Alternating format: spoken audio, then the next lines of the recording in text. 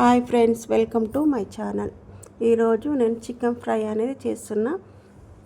ముందుగా ఒక గిన్నెలోకి చికెన్ తీసుకొని 2-3 సార్లు కడిగి పెట్టుకోవాలి. అందులోకి రుచికి సరిపడంత కారము, 1 స్పూన్ ధనియాల పొడి, 1 స్పూన్ గరం మసాలా,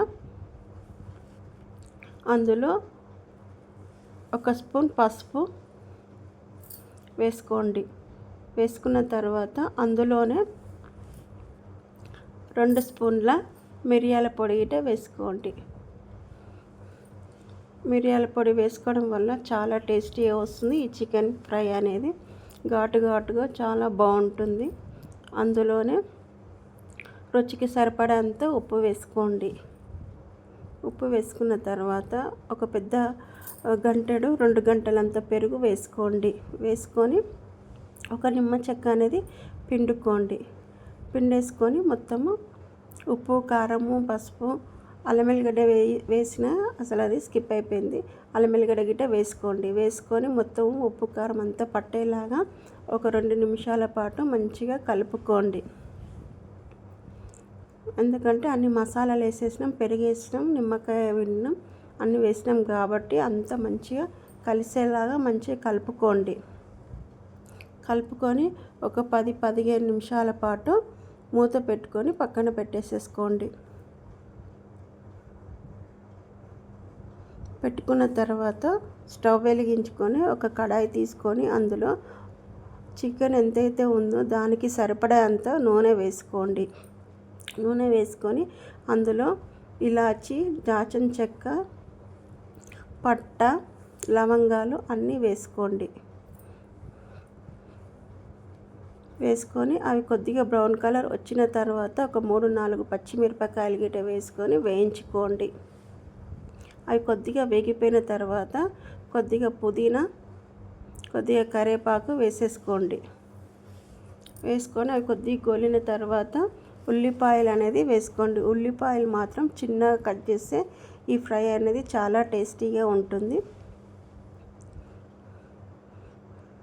వేసుకొని అది కలుపుకోండి. ఒకసారి కలుపుకొని కొద్దిగా గోలిన తర్వాత కొత్తిమీర వేసుకోండి.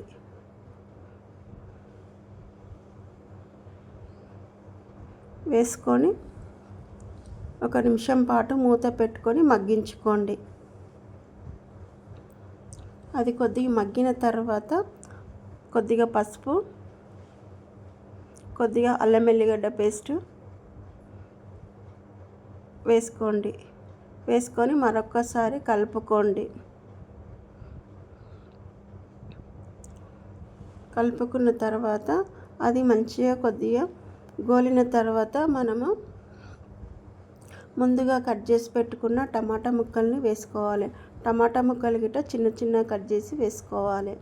వేసుకొని ఒకసారి కలుపుకొని అది మంచిగా టమాటా అనేది మగ్గిపోవాలి.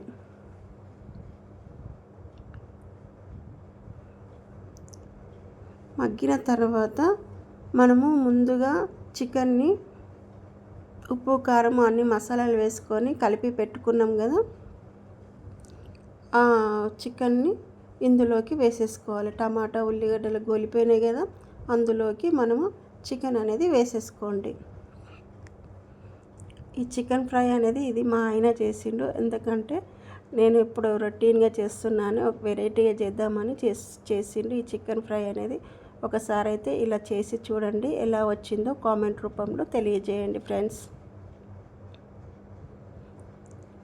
చికెన్ వేసేసుకొని కలుపుకోండి. కలిపి మూత పెట్టి ఒక 5 నిమిషాల పాటు మగ్గనివ్వండి.